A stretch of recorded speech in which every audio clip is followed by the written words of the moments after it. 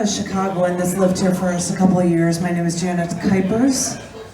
Rhymes with hyper, though I won't be hyper right now.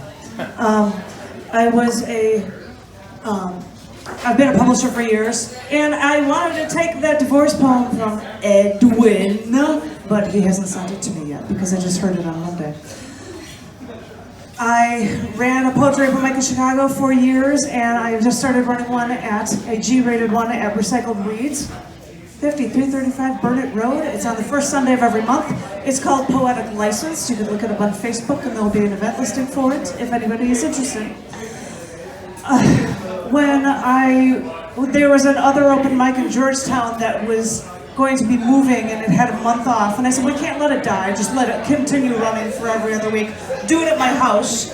And people came to my house for this thing, and he showed up in his kilt. And he sat down in the leather chair up to the side, and he's like, I'm not wearing anything under this kilt, this feels really good. Which is why I don't sit in that chair that often anymore. Anyway, I don't know. We haven't washed the seat since. We haven't washed the seats since. I don't know if I have three, but I think I'm just going to do one poem that I wrote for him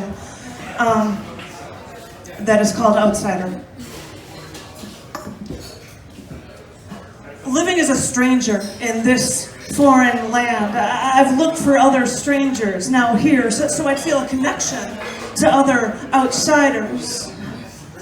What I found was a bigger outsider than me, a man whose voice would shake your soul to your foundation, making you wonder what life you've missed when a man younger than you can have lived through 2 hardened lifetimes.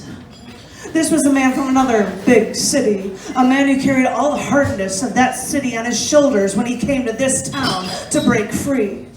And he said he did. He felt more relaxed, carrying big stock pots of vegetarian chili in his Jeep, or wearing a suit to go into his Rod Serling persona when the occasion arose. And that's when I realized that, yes, I could get along with him, but yes, he's more of an outsider than me. And I think that as much as he may have argued it, I think that was the way he wanted it to be. I thought I was an outsider, and I think I still am. But the stories he would perfectly tell about a life worth living through so far away from here, I think he knew that he couldn't survive in that world any longer. But in the back of his mind, he knew he could no longer belong anyplace else. It breaks my heart that he couldn't remain. But all I can think is that even if we both didn't belong, time with him where I could just enjoy listening, and maybe I wouldn't feel so alone.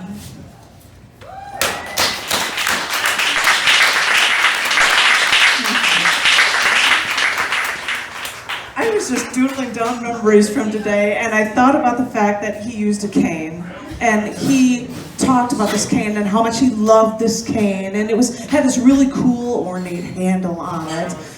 And once, before he was about to go to an airport once, someone informed him that that neck of that thing actually screwed off of his cane, and there was a really long, thin, sharp blade inside. And he was glad that he found this out before he went to the airport with it, and he was also glad that he always had an additional cane around, or blade around with him wherever he went.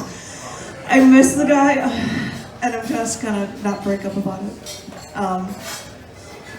I've got, and somebody else said, it's heartbreaking when you're losing people that weren't supposed to go.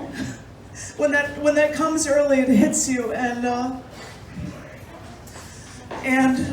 we're gonna have some whiskey, I think, after this. But here's to you, Brian, and thank you all so very much.